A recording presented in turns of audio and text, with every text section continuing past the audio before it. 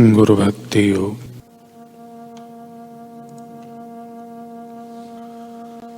प्राचीन काल में शिष्य को हाथ में समिधा लेकर गुरु के पास जाना होता था। समिधा गुरु के चरण कमलों को आत्मसमर्पण और शरणागति करने का प्रतीक है।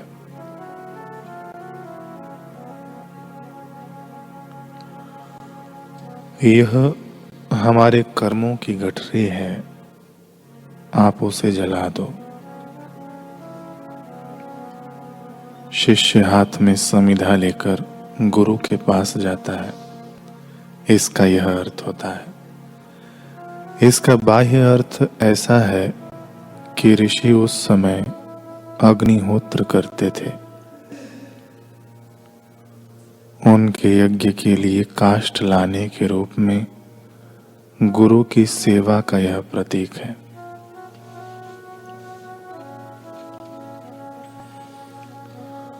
आध्यात्मिक साक्षात्कार गुरु की परम सेवा का फल है। मनुस्मृति में कहा गया है कि शिष्यों को सदा वेदाध्ययन में निमग्न रहना चाहिए।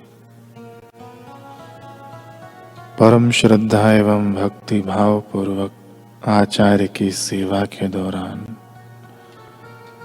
शिष्य को मदिरा, मांस, तेल, इत्र, स्त्री, स्वादु भोजन, चेतन प्राणियों को हानि पहुंचाना, काम, क्रोध, लोभ, अति निद्रा लेना आदि से अलिप्त रहना चाहिए। उसे असत्य नहीं बोलना चाहिए।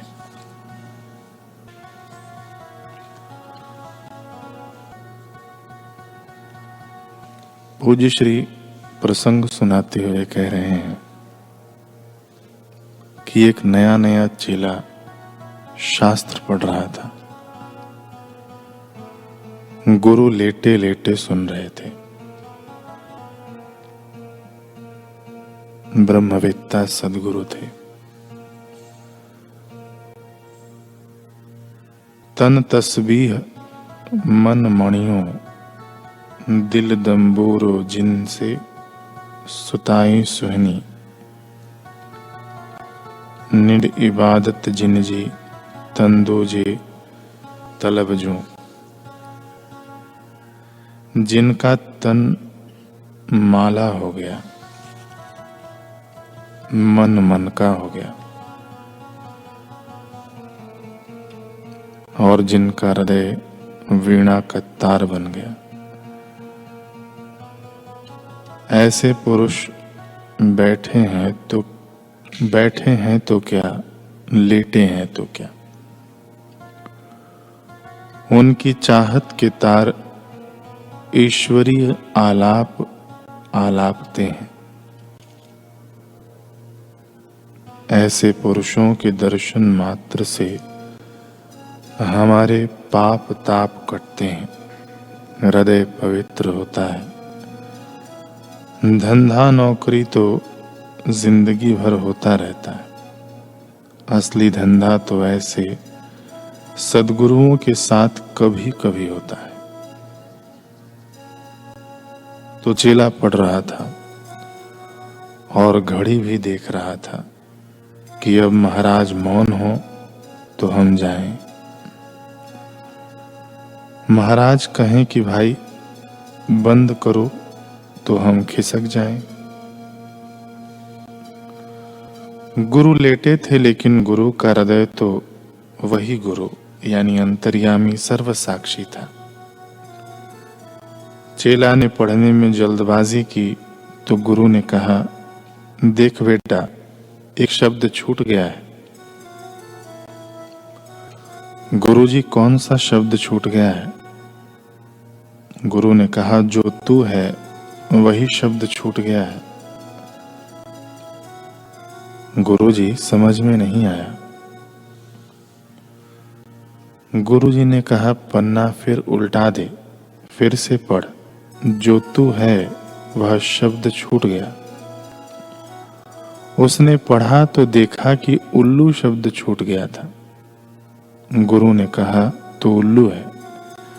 जैसे उल्लू को सूरज नहीं दिखता है, ऐसे ही तेरे को अपना कल्याण नहीं दिखता है। सत्संग में कितना कल्याण होता है। संत के वचन सुनने से, हरि के लिए कुछ समय निकालने से कितना कल्याण होता है वह तू नहीं जानता। पेट के लिए तो सारी जिंदगी निकाली और 2 घड़ी तू हरि के लिए नहीं निकालेगा तो तेरा और तेरे कुल में आने वालों का क्या होगा। शिष्य ने कहा, गुरुदेव माफ कीजिए। गुरुजी ने कहा, मैं तो बेटा माफ करूं, पर तू अपने को माफ कर, अपना दुश्मन मत बन। चौसर और ताश खेलने में समय गंवाता है, फिल्म देखने में, गपशप लगाने में समय गंवाता है, और जब से शादी हुई तब से रात को चमड़ा चाटने में कितने घंटे चले गए, उसके लिए तो कभी घड़ी नहीं देखी। और अभी सत्संग में तेरी 21 पीढ़ियां तर रही हैं। तू सेवा में बैठकर ग्रंथ पढ़ रहा है तो तू घड़ी देख रहा है, तो फिर तू उल्लू नहीं तो और क्या है। मनुष्य था, आखिर संत के दर्शन का पुण्य था। उसने कहा, गुरुजी माफ कीजिए, ऐसी गलती दोबारा नहीं करूंगा। गुरुजी ने कहा, नहीं कैसे करेगा, वह तो करेगी। गुरुजी ने कहा, वह कौन? शिष्य ने कहा, गुरुजी वह कौन? गुरुजी ने कहा, तेरी बुद्धि रूपी रांड।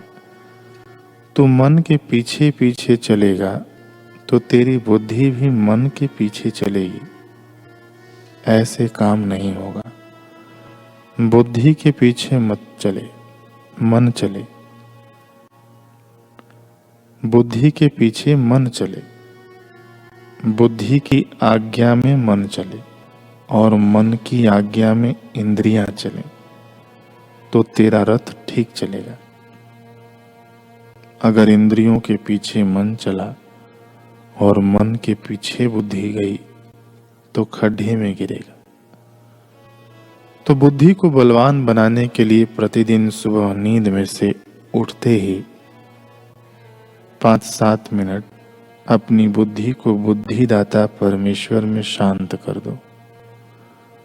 मैं परमेश्वर का हूं, वे मेरे हैं। मैं परमेश्वर की जाति का हूं, मेरा उनके साथ नित्य संबंध है। मुझे उनसे कुछ नश्वर नहीं चाहिए, मैं उनसे उन्हीं की कृपा चाहता हूं। ओम शांति। इस प्रकार परमात्मा विश्रांति में डूब जाओ, फिर भ्रू मध्य में ध्यान करो। श्वासोश्वास की मानसिक रूप से भगवान नाम जप सहित गिनती करो। शांत होते जाओ। फिर आज क्या क्या करना है, घर में बीमारी या समस्याएं किस कारण है, हमारे पुण्य कैसे बढ़े, हमारे हृदय में शांति कैसे रहे, जीवन की शाम हो जाए उसके पहले जीवनदाता से कैसे मुलाकात हो। ऐसे 2 मिनट सोचो और फिर भगवान को प्रेम करो, प्रार्थना करो और हंसकर उठो। प्रभात सवार ली तो दिन सुधर जाएगा। गुरु जी की इस सुंदर सीख को समझकर नया नवेला चेला सावधान हो गया और सत्संग और विवेक रूपी 2 निर्मल नेत्रों का आश्रय लेके ज्ञान दृष्टि से परिपक्व होने के रास्ते चल पड़ा।